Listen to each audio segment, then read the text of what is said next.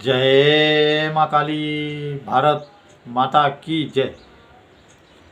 भारतवासियों, ईवीएम जीत गई, डब्बा हार गया।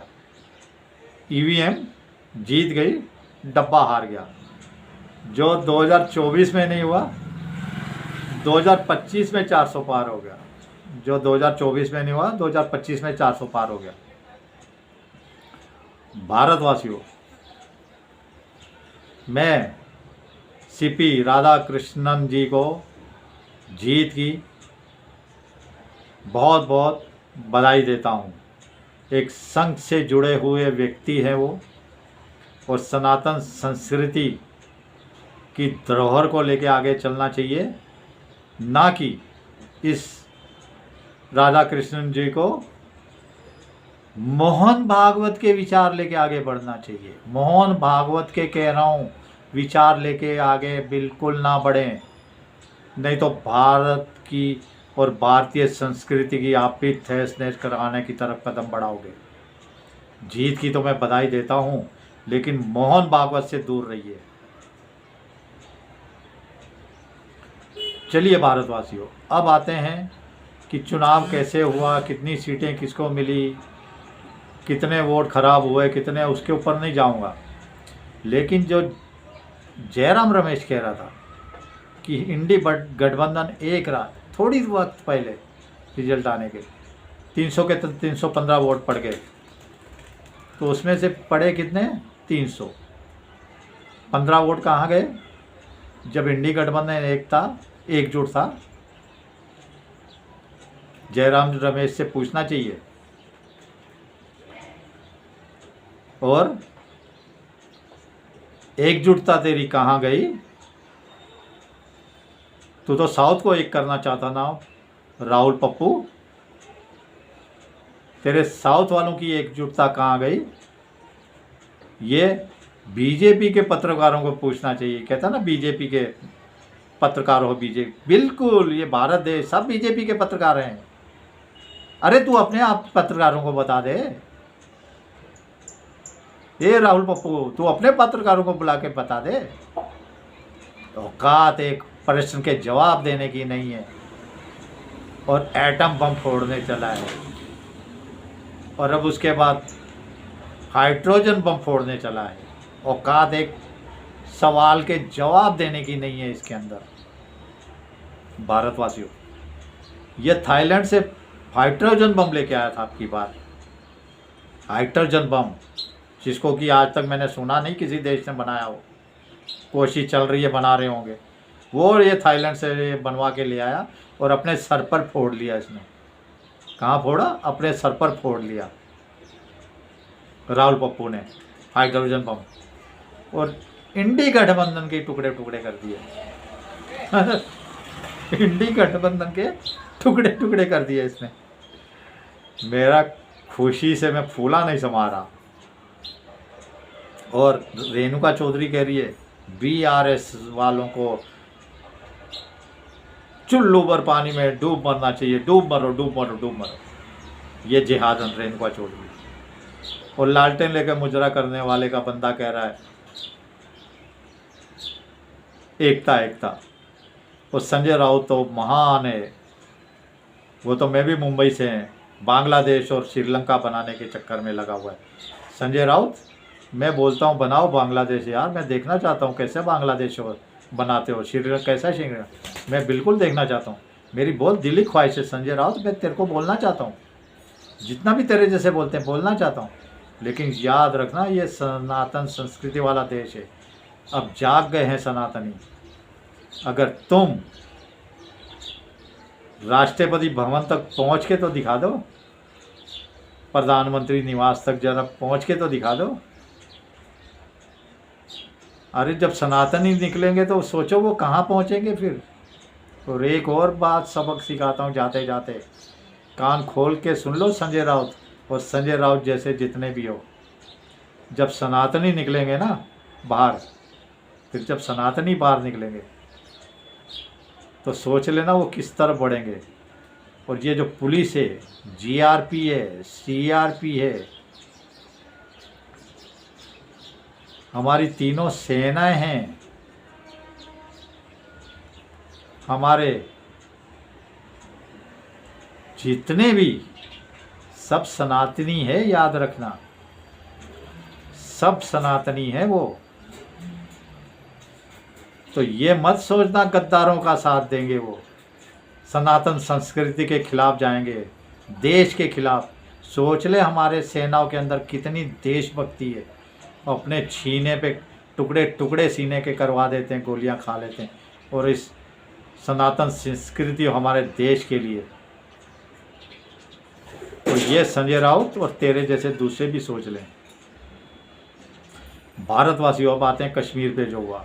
इन्होंने हमारे सनातन संस्कृति, हमारे अशोक चिन्ह पे, सोचिए इससे हमारी सनातन संस्कृति, हमारे देश से कितनी नफरत है हमारी, जो हमारी धरोहरें हैं। तो उनको तो जिहादी और जिहादिनों को गिरफ्तार किया। अब एक नया गद्दार निकल के आया है जो हमारे डीजीपी को कश्मीर में बैठ के गंदी गंदी गालियां दे रहा था, बहुत गंदी गंदी गालियां दी है, महराज मलिक। अब उसको गिरफ्तार कर लिया है पीएसए के तहत। पीएसए मतलब 2 साल तक उसको अंदर रख सकते हैं और उसकी खूब तुड़वाई कर सकते हैं। कोर्ट वोर्ट में केस ले जाने की ज़रूरत नहीं है। मैं कह रहा हूँ हकीकत में इसकी तुड़ाई होनी चाहिए, हकीकत में इसके इतने मतलब ऐसी तुड़ाई होनी चाहिए, ऐसी तुड़ाई, ये बाहर आए तो मैं सनातनी हूँ करे, मैं सनातनी हूँ, मैं भारत से प्यार करने वाला हूँ कहे जब बाहर आए। और इसको छुड़ाने के चक्कर में सारे जिहादी कश्मीर में बाहर निकल आए। मैं कह रहा हूँ ऐसे लठ बरसाए जाए उनके ऊपर, ऐसे लठ बरसाए जाए, ऐसे उनकी आप भगत की जाए। और इसी के साथ मेरा मानना है उमर अब्दुल्ला, फारूक अब्दुल्ला और महबूबा मुफ्ती को भी गिरफ्तार करना चाहिए। अब इसको हल्के में नहीं लेना चाहिए मोदी जी। अब मोदी जी इनको हल्के में अब नहीं लेना चाहिए। जो इसने को बोला था चुनाव कराए चंद्रचूड़ ने, मैं तो कह रहा हूँ उसकी भी गिरफ्तारी होनी चाहिए, राष्ट्रीय द्रोही की, देशद्रोही की। और जज ने जिसने बोला चुनाव कराओ। भारतवासियों, इसी के साथ मैं बताता हूँ कि ये जो इंडी गठबंधन टुकड़े टुकड़े हुए, उसके पीछे एक और बड़ी बात है, आपको समझ में नहीं आई होगी।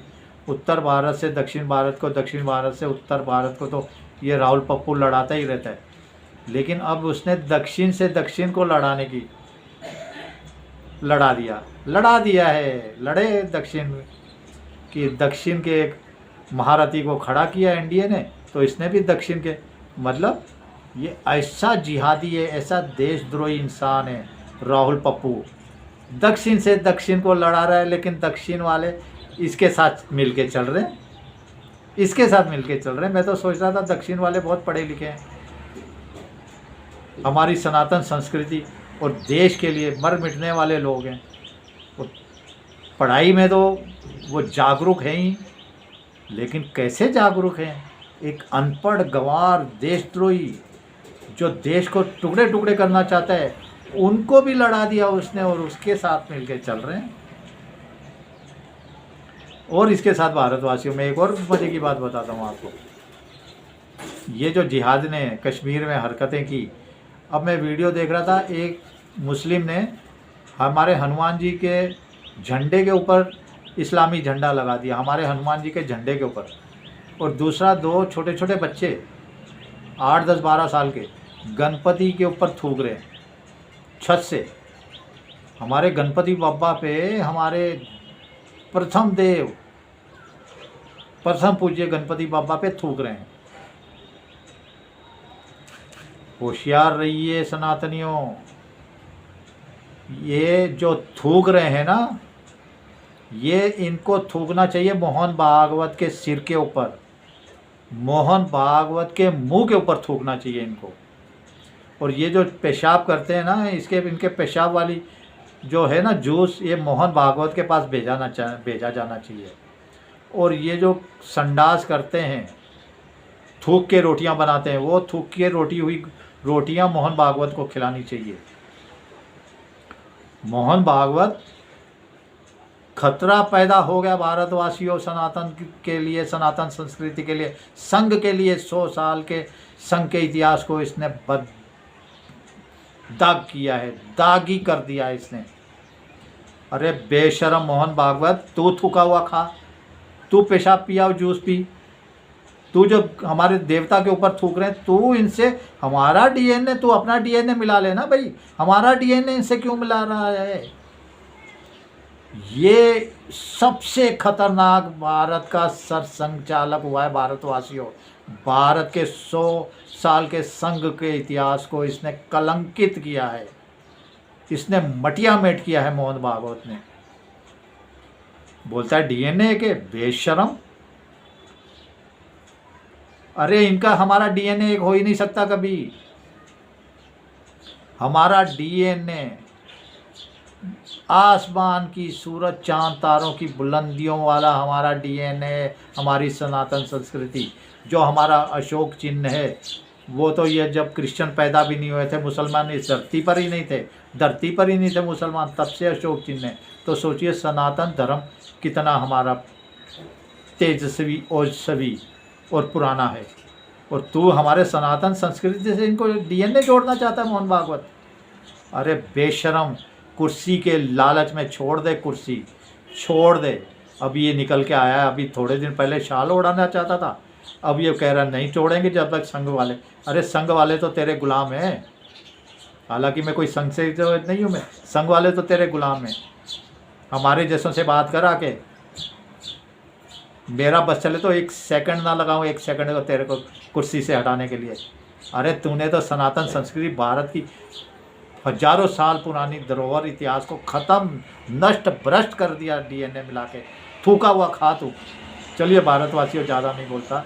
ये जो थाईलैंड से बम लेके आया था ना, ये जो राहुल पप्पू थाईलैंड से हाइड्रोजन बम लेके आया था, इसने एक तो अपने सर पर ही फोड़ दिया वो बम, इसने अपने सर पे वो बम फोड़ लिया और इंडी गठबंधन को टुकड़े टुकड़े कर दिया, इंडी गठबंधन को।